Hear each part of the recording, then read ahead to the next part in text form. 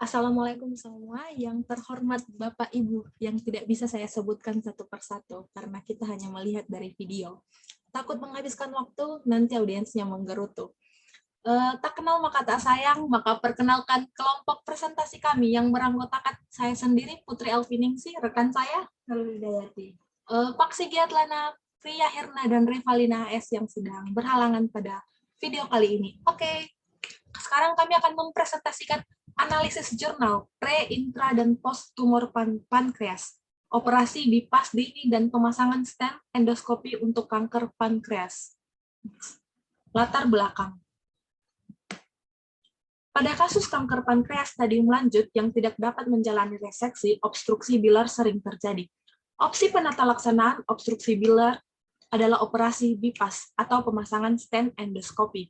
Stent endoskopi memiliki beberapa kelebihan, yaitu prosedurnya bisa dilakukan secara rawat jalan, tidak membutuhkan anestesi umum, dan bersifat kurang invasif bila dibandingkan dengan operasi bypass.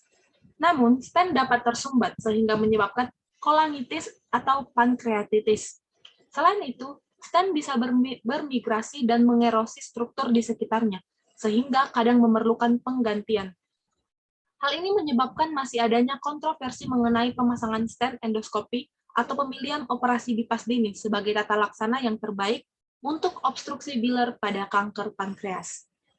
Selanjutnya, tujuannya adalah menilai efektivitas operasi bypass dini dibandingkan dengan stent endoskopi untuk manajemen obstruksi bilar pada kanker pankreas yang tidak dapat direseksi.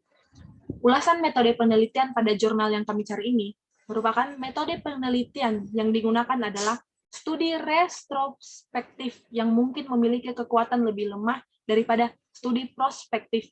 Namun, penelitian ini membandingkan intervensi dengan intervensi sehingga masih cukup baik untuk melakukan penarikan kesimpulan.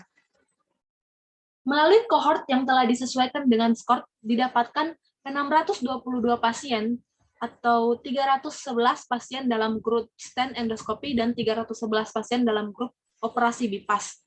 Untuk keluaran primer, hasil menunjukkan bahwa sebanyak 63 pasien atau sekitar 20,3% dengan stent endoskopi menjalani intervensi ulang, dan sebanyak 14 pasien atau 4,5% dengan operasi bypass dini menjalani intervensi ulang, atau P kurang dari 0,0001%.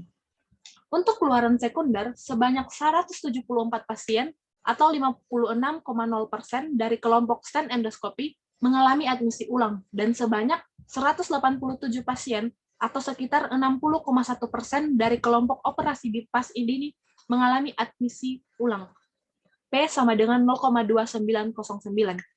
Pasien yang menerima stent endoskopi memiliki rata-rata durasi rawat inap yang lebih singkat, sekitar 10 hari, daripada pasien operasi bypass dini, sekitar 19 hari. Jadi P kurang dari 0,001.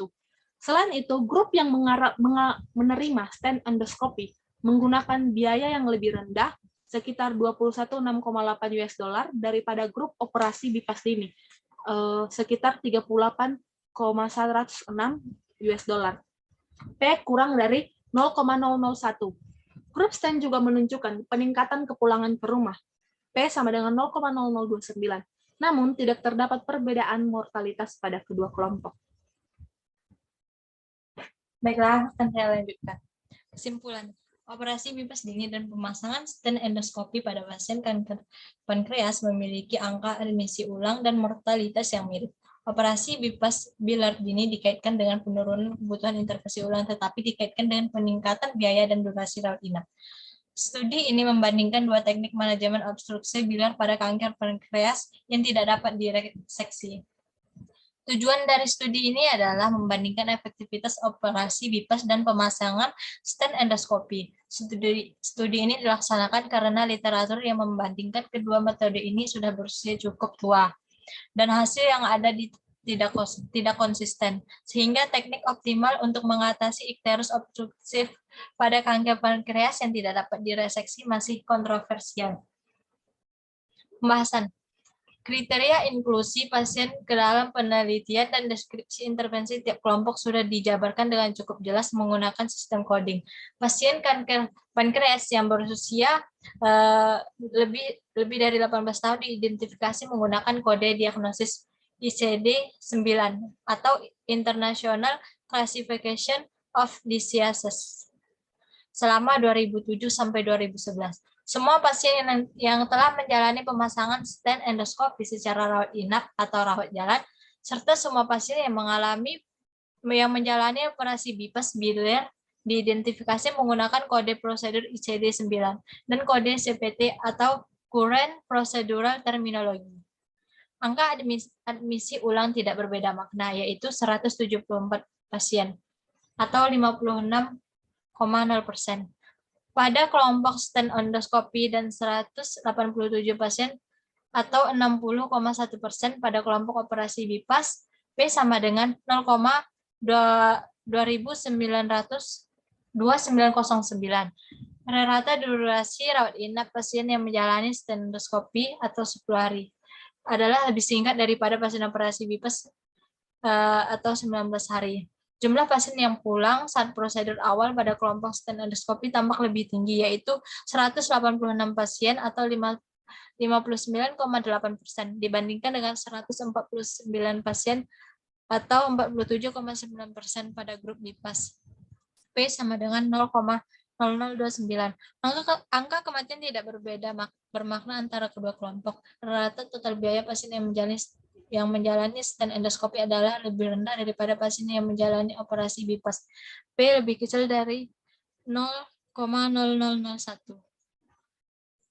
Kelebihan penelitian. Kelebihan penelitian ini adalah luaran yang dipilih.